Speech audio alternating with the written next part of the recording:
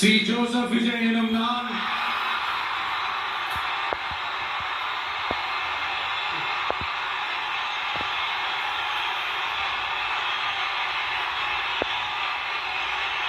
சட்டப்படி அமைக்கப்பட்ட இந்திய அரசியல் அமைப்பின்பால் உண்மையான நம்பிக்கையும் மாறா பற்றும் கொண்டிருப்பேன் என்றும் இந்திய நாட்டின் ஒப்பில்லாத முழு முதல் ஆட்சியையும் ஒருமையையும் நிலை நிறுத்துவேன் என்றும் தமிழ்நாட்டு அரசின் முதலமைச்சராக உண்மையாகவும் முழச்சான்றின்படியும் என் கடமைகளை நிறைவேற்றுவேன் என்றும் அரசியல் அமைப்பிற்கும் சட்டத்திற்கும் இணங்க அச்சமும் ஒருதலை சார்பும் இன்றி